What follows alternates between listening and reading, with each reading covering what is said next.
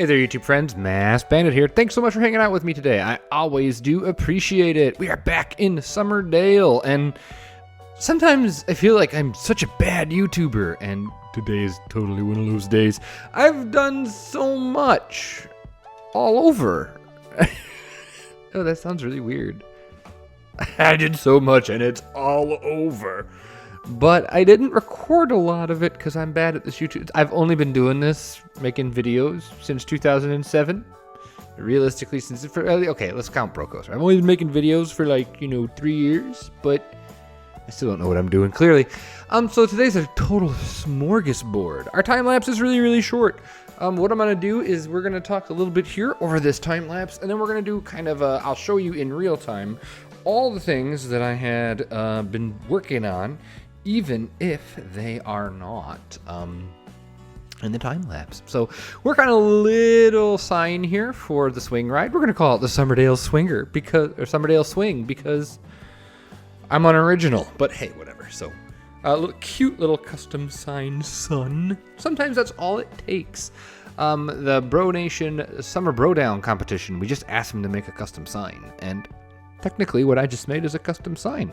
Now, that's not to the level we expected for our competitors, but, hey, whatever. So, anywho, we're shoring up this area. This was one of those areas in the last episode that I was a little unsure of. I think it turned out pretty well. And we opened the park, and then we start working some more on some cues. You'll notice lots of fiddling with the terrain here, or not terrain, fiddling with the paths. The paths are never set in stone. I have remade these paths so many freaking times. It's insane.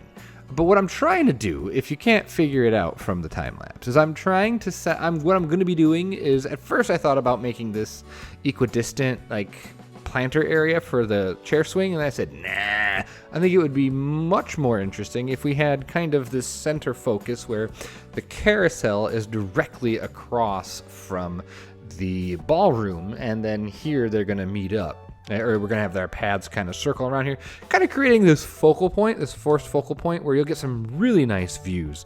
And it required some tweaking of the paths again. And like I said, my paths are not done until the project is done. So throwing in some basic cue. I did not want that cue to go on the other side of the carousel. I wanted to keep that area open. I think I'm going to make it a planter. I think we're going to have a nice open green space with just a little bit of flowers and stuff. Actually, I'm probably going to steal something I saw from the competition, from the Checkpoint 3. We just went over that in a live stream today. I'm recording this on a Friday. And we just went over the competition, and a group did a really cool thing with flowers and mulch, and I'm probably going to steal it. So anyway, this area here is right next to the ballroom, you can see, and I'm trying to maintain that backstage area. And I had this big, awkward space, and I didn't know what to do with it. At first, I tried to cram a whole bunch of flaps in there, and it just wouldn't have looked good.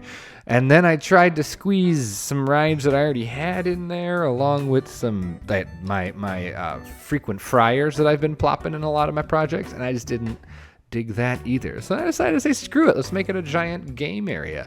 So we're going to go ahead and we're going to use Mr. Ruble Trillion's awesome Midway games. And so that's what this area has become, and I really like the way it turned out. Oh, you might also notice this yellow coaster.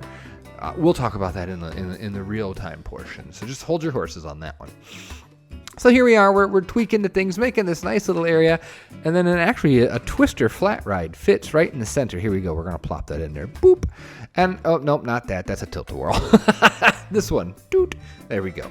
We're going to plop that in there, and I actually do give it a custom cover. I'm not sure if I have any of that recorded, or if I have it, if I recorded it, I'm not sure if I put it in the video today. It's kind of boring, but I'll show you, and I want your feedback on it. Tell me what you think about it once we get there in real time. Anywho, by having that flat in there, it kind of forced the paths in a direction that I was not necessarily anticipating, but I like it. I don't think it's bad. And another nice thing is, with the terrain paint matching the paths so perfectly, I can make this all look like a giant asphalt area, and it's perfect. It's exactly what I wanted. And what I actually end up doing is I try to shrink the ride pad down so that I can actually make it look a little bit more spacious. So we all know the Planet Coaster flat rides have these huge pads that are most of them are way too big for the ride. So I do fix that with a custom cover, and we'll take a look at that, like I said, in the real time. And then I decided I wanted to dress these up a little bit. I wanted them to look a little more custom. I didn't want to just completely rip off Ruble Trillions and just use the basic thing. So I do tweak them a little bit. I add a little roof here from the Spoopy set, the Mansard roof, and we add a little bit of detail. We recolor them, and I think that makes them fit in a little bit better to what we got going on. But man, there is so much other stuff to look at. There's a lot of changes to the park, and so I'm really excited to show you. I've been working on the Impulse coaster. I made another gate. All kinds of cool stuff. So that's the meat and veg of this episode. So why don't we go ahead and just cut this right now, and we'll jump to real time, and I'll show off everything that I've been working on since the last episode. So sit right there, and I'll be right back after this cut. All right, real time. It's time for real time. We are now in the park, real time, and we're going to just kind of go with this kind of view here. I want to just show off everything that's been going on. None of this has changed. This is all straight up. Whoa. Would you like to see the most boring building? I tried to make the most boring building I could and still have it kind of look like a building.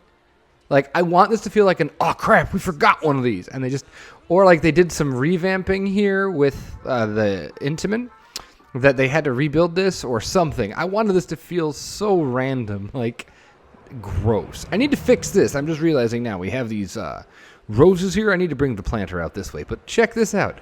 Like, how ugly is that? It's ugly on purpose, though. Like, I planned it. Is it too square? I don't know. I'm conflicted. I both love it and hate it. And I don't know if I hate it for the right reasons, you know what I mean? Like, I don't know if I hate it because it's an ugly building or I hate it because it's a badly designed building. I don't know. Like, you know what I mean? Is it bad because it's bad Planko, or is it I hate it because it's bad but still kind of realistic? I don't know. So let's go to this. They've got all this to look at. So I have actually started working on this side of the Midway, or this side of the park, and I haven't shown it off yet. So I didn't record any of this, but this all came together like stupid fast, like 20 minutes. It was not hard at all. Through some more of these games here, I might swap them out for Fisherman's, because Fisherman's games are awesome too. Rerouted the queue to fit all this stuff in. You can see here our queue for the Impulse. Now we've got this little backstage area here with some junk. Got some extra queue fencing maybe. Got a stand. One of the things we noticed at Cedar Point was all the stands that were just stashed backstage, some of which were clearly not in use anymore. I want to see if we can do that in this park. And then what I wanted to do is we have this lovely Johnny Rockets that I showed off before from Uwakins, and we didn't actually look in the interior, did we? Nah, check this out. Like, this is from Uwakins. He's amazing. He made this for me. And I'm so happy. It looks so great. But I wanted to pull that to a degree into the Impulse station. So we use these diner sets. First time I've used the diner sets, but I kind of like the way it went. I like how it turned out. Really simple, really straightforward, but I kind of dig it. So this is our new Impulse station. It still needs some work. I still need to trim it all up here on the side, add some fencing and all that stuff. But the general idea is there, and I kind of dig it. So I'm happy with how that turned out. That also means that we can start working on the whip. We might scoot that over a little bit. And the bumper cars, those are probably going to stay there. We might make the bumper cars and then have like a little arcade, and then the whip. That might work. Although that's kind of a small area for an arcade. I'm unsure. But while we're over here, we might as well. Don't look at all this. This is my potential ride grouping. I don't know. But we did add a second entrance. And what I did is I stole the little sun from the swing ride and then added the Summerdale sign. And so now it's the same color scheme as the main entrance, But now we've got another entrance here on the side. Someone in one of the first episodes mentioned that it would make sense to have at least 2 entrances for a park like this. So we did it, and I like it because it adds another challenge. It's just a little nook here that we're not going to be able to build in. Maybe we can have a coaster fly over, and that'd be cool. I'm not sure we have enough room, but probably not. But anyway, you'll also notice I've done some rearranging of things. Let's take an aerial view before we get an up-close look. So these over here, the drop towers used to be up in the corner of the park here, but they were getting in the way, and I wanted to add this spinning coaster, which we will look at in a second. And you'll also notice that if you're, although you might not notice it because we don't look at it from this angle. This coaster used to be pushed back to where the towers are, but I like the idea of, let's see if we can get a view here. Whoa, too much. I like the idea of this view here, like having this open with the coaster flying underneath over here and like landscaping this. I tried to shove a ride in here, but then I realized that there's no way to queue if you put a ride in here. I had the Coriolis in there, and it fit, and it looked cool, but I couldn't get the coaster to work. So I guess I could No, I really can't reroute it, can I? No, so never mind. But here's what I'm talking about when I mentioned the view here. Oh, also what I did is I made sure that the pillars for the ride, for the sky ride, were not in this, because they used to sit like right here. I moved them. You'll also notice this is kind of ugly here. Let's clean that up. Let's clean that up. We're going to do a little actual work today. So there you go. There we go. There we go. That works for me. Cool. What's going on with all these colors over here? I'm starting to plan some things out. I like this little area here. All these buildings are 4 to 6 meters, except for this one with the tower. There's going to be a tower here. What I'm going to try to do is do like traditional, maybe Disney Main Street, like less, like maybe clapboard, but having lots of ornate details. More Victorian, because that would be kind of neat. Still generic, but it would look good. And you can notice I've got some basic shapes here. Maybe this building, the screen was out a little too far. But I wanted to see if I could make something fit. And then once I had this in, that's when I put the coaster down. And I thought it makes a lot of sense here. And I made it sure that you can access the back to all of these buildings. So we'll have some fencing here, I assume. So yeah, that's the big one. Flip this ride out. This used to be the Larson Looper, which is now back in the maybe pile. Put this one in, smaller footprint, and I think it fits better. We're going to close this area off so we have a true backstage. You'll notice I added some little bollards here to keep any trucks from going that way. We're going to put a door here for whatever this is. Someone said it looked kind of like a theater. I think it's a little too, maybe it's like a stage. Yeah, maybe this is where you go to see some performances. That'd be kind of cool. Maybe that's what we'll do. But now let's take a gander at the cover. And here's what I came up with, kind of like a trellis. I want to know your thoughts on this. And I promise I won't be too upset if you're not a fan of it. I liked the idea, but then once I did it, I don't know about that. Especially this area up here. Like, I think this is okay. I don't know. Tell me what you think. I don't want it to be just another standard cover. I want to do something interesting. What are your thoughts? I like a lot about this. Like, if you go in, like, look what I did. You could see, if I can get there you go. See where the entrance and exits are? You know, that's where the pad is. But I've scrunched it in by 2 or 3 meters, and that has just made this ride fit this area so much better. I think it does. I think this makes a lot of sense here. We'll put some janky covers here and janky covers here. Popped in the frequent fryers. I love this building. It's one of my favorite QSRs, and it's based on the Happy Fryer at Cedar Point. Excuse me, I took a sip of my drink. I was so excited when I saw it at Cedar Point. I was like, yeah, I did that. I made that. And here's the dressed up, slightly modified gaming area by mostly Ruble Trillions. And I love that the coaster sort of peeks up the back, and yet it's still enough room for 2 vans, which I really, really enjoy. I think that's really good. I'm excited with how that's turning out. Is there anything else over here before we go look at that coaster? Oh, I know something else we have to look at, and she'll kill me if I don't show you. So I'm going to go into my blueprints here, and I'm going to search for something. Oh, where are you? I think it's under R.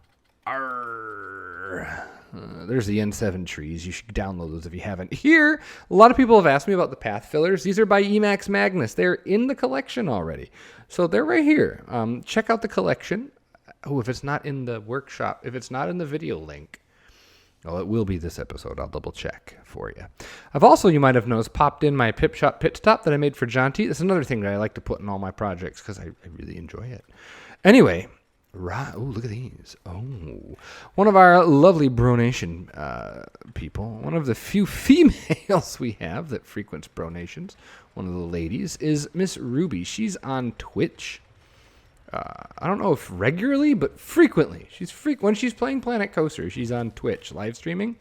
Well, she did all of us a major solid here. And look at what she made. Actually, I'm going to turn around so you can actually see him better. Oh, come on. She made us some custom bollard covers. One of the things that, I'm just going to say it, one of the things that really sucks about Planet Coaster are the bollards, the fact that in front of all the rides that we can't get rid of them. And now look what we got here. We have Asian, Halloween, generic, adventure, Middle Eastern. What's this? Concrete lamp. I like that one a lot. More generic, box with flowers. Lovely. So I'm going to be putting these all over. In fact, we're going to put some in right now. So let's look here. At this rate, we've got the flowers. Let's put some flowers in. Let's put a bollard with flowers. So I like this. I don't know which one to pick. They're so good. I'm going to go with generic. I'm going to go with generic 4. So we're going to duplicate generic 4. We're going to pop it in there. And it's going to deliciously cover that bollard up. Take a look. Oh, look at that. That's so beautiful. And then watch what I can do. I can just take it, copy it. And now the bollards are gone. This, my friends, if you are into that kind of detail, this is a must-have, no questions asked set at all. This is needed. You need this. So Ruby, these are Ruby's bollard covers. Check them out. They're going to be in the collection. So if you're subscribed to that collection, you can just check them out and download them. You need them. They are great. So that brings us to the final piece of the puzzle. Oh, second to final piece of the puzzle. Transitioned the station over to this side. So now both stations, both cable cars have a station. Perfect. That's all you need to know about this. We will continue to dress this area up in a future episode. But take a gander at this. Look at this. People have been clamoring for a wild mouse. You know, I don't think I've ever actually... At Six Flags Great America, there's the Dark Knight indoor coaster. That might be a wild mouse. That might be the only one I'm familiar with. However, there was one in Six Flags Great America, and it was this one, and it was called Ragin' Cajun, and it's a Zamperla. I probably said that wrong. It's a Zamperla spinning coaster, I think, is what it's called. This is called, on the workshop, and again, this will be in the collection, this beauty is called Realistic Twister Coaster Zamperla by, and I'm going to butcher your name, and I already apologize. This is by Titouan Marvaler. Yeah, I cannot pronounce it. But this is look at how beautiful this is. I think it's a traveling version because look, it's got look at the detail on this. It doesn't have footers. It has this base here. But look at the detail on this. This is phenomenal. This is exactly what I wanted, and I knew I couldn't build this myself, so I went on the workshop. Like, it's not a custom coaster. This is a stock coaster. So there's no reason, like, for me personally, there's no reason for me to try and build this myself, have it less authentic, and be frustrated by it when I could just go on the workshop and take it and use it, and then hopefully a bunch of you will watch this, think it's awesome, download it yourself, and hopefully you'll leave a thanks on the workshop. Same with Ruby. If you download these, be sure to thank those creators because, man, look at how cool this is. Big fan. My only concern is as I'm testing it, it valleys right here. And I am hopeful that that is a problem that will not exist when we open it up. The problem is, I'm not sure we'll be able to open it without it testing all the way through. What I might have to do, well, no, I can't. Yeah, we're going to have to test it. I might have to test it with less trains because it always valleys right here eventually because of the way the block brake systems work. I mean, I could try to potentially cut down the number of trains or cars, but even so, the distance between this brake and this brake are causing the train to stop here, and it cannot get over this little hump if it comes to a full stop right here.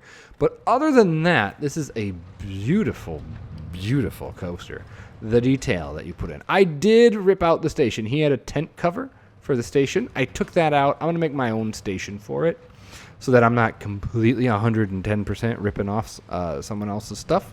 So I'm going to make it my own. The station will be my own, but I wanted you to check this out. The hard part is, in order to change colors of this coaster, it's going to be a pain in the ass.